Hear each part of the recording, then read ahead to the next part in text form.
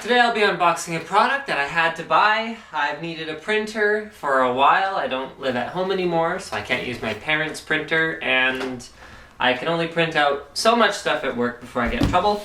So I needed just like a value printer.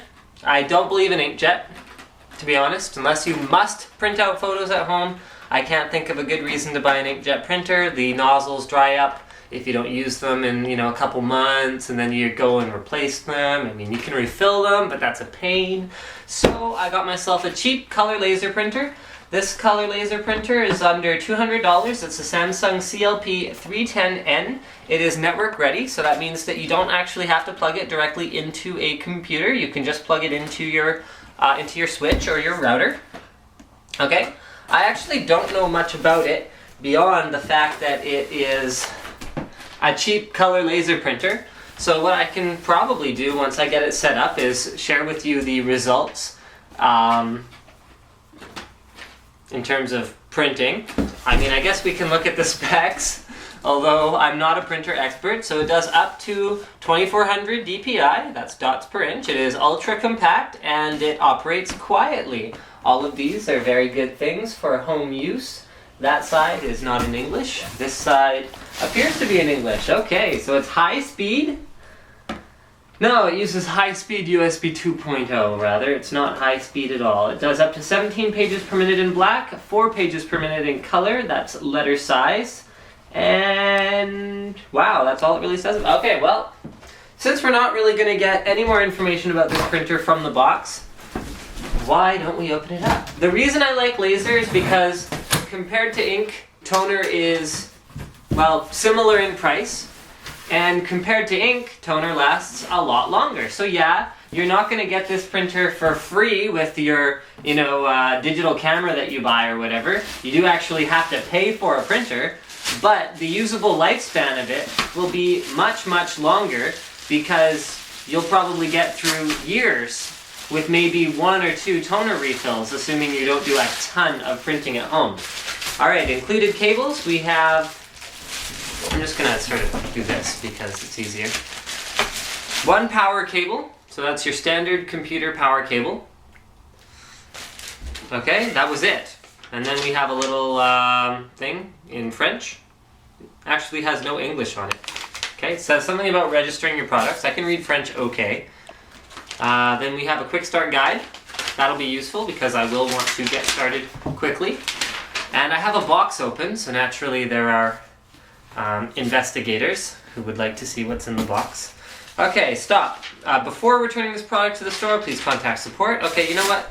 Other documentation. There is a disc with the driver on it. Don't install that. Download the latest from the Samsung website. Here is a random piece of foam. Okay, so let's go ahead and flip this right over and have a look at the printer itself. You know what's a rating I'd like to see on the outside of printer boxes? How many pages per toner cartridge? I think that would be a good thing to know because I would actually buy like a different printer. I'd buy one printer over another one based on more pages with 1 cartridge of toner. That would be useful. So this printer actually uses 4 separate cartridges. It uses 1 for black, 1 for yellow, 1 for blue, and 1 for pink. I think it's magenta, cyan, and something else.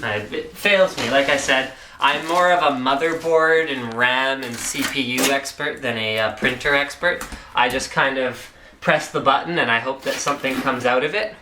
That's the extent of what I know. The reason I went with a Samsung printer, I don't know if I mentioned this already, but this is something that I did have to buy. So many of my unboxings are not products that I paid my own hard-earned dollars for, but this is one of them. It is because I do use a Samsung black and white one at work. I think it's an ML1610.